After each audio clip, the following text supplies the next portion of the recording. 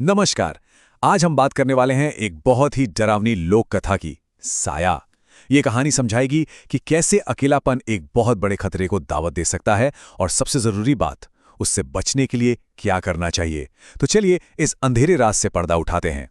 जब उनका साया उठ जाता है तो मकान सिर्फ दीवारों का कैद खाना बन जाता है। जरा इस एक लाइन को महसूस कीजिए। ये किसी अपने को खोने के बाद जो खालीपन आता है ना, उसे बयां करती है। घर फिर घर नहीं रहता, बल्कि बस यादों की एक जेल बनकर रह जाता है। और बस यहीं से, इसी सन्नाटे से हमारी कहानी की शुरुआत होती है। तो चलिए सबसे पहले बात करते हैं अकेलेपन के सन्नाटे की। इस खतरे को समझने के लिए हमें पहले उस कमजोरी को समझना होगा जिस पर यह फलता फूलता है। वो है अकेलापन, वो खामोशी जो अंधेरे को अपनी तरफ खींचती है। देखिए, अपनों को खोने के बाद का जो अकेलापन होता है ना, वो एक बहुत ही संगदिल इम्तिहान जैसा होता है। एक ऐसा बोझ जो हर पल दिल पर महसूस होता है। और ये सन्नाटा, यही वो माहौल है जो किसी भी शिकारी के लिए बिल्कुल परफेक्ट होता है। अब देखिए, फर्क कितना बड़ा है। एक तरफ माँ बाप का साया था, जहां हर दर्द भी एक दुआ जैसा लगता था। लेकिन उनके जाने के बाद वही घर दीवारों का कैद खाना बन गया, जहां हर कोना खामोश यादों से गूंजता है। और बस यही वो लम्हा है जब कोई इंसान सबसे ज्यादा कमजोर होता है और शिकार के लिए तैयार।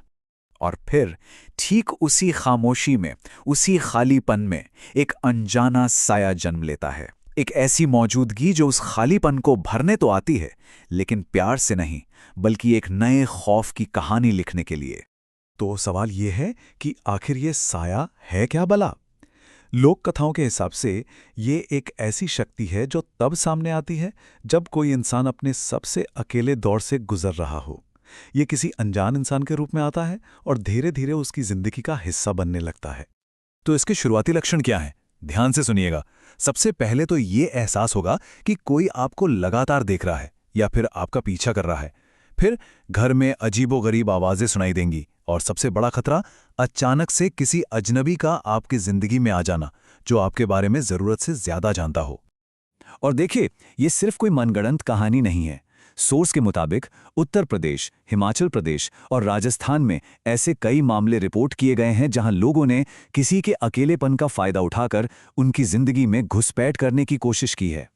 ये बात इस लोक कथा को और भी ज्यादा डरावना बना देती है।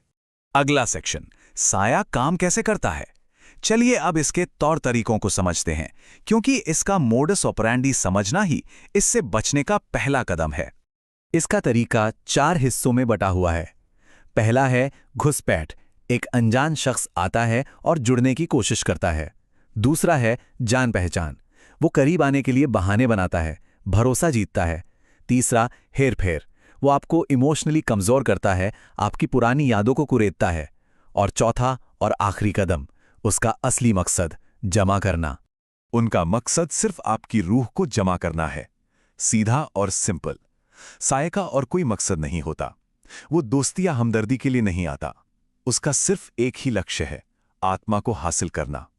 और यही इस पूरी कहानी का सबसे भयानक सच है। तो अब आता है सबसे जरूरी सवाल, इससे बचा कैसे जाए। यह है एक सर्वाइवल गाइड इसी लोक कथा के हिसाब से।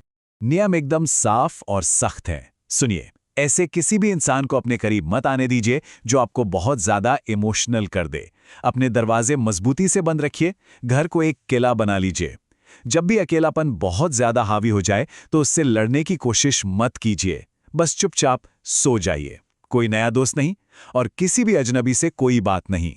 जिंदगी इसी पर टिकी है। तो लोक कथा के हिसाब से ये कोई मजाक नहीं है, ये एक सीधी सीधी चेतावनी है, क्योंकि यहाँ सवाल जिंदगी और मौत का है। हर सावधानी बरतना बेहद जरूरी है, क्योंकि गलती की कोई गुंजाइश नहीं है।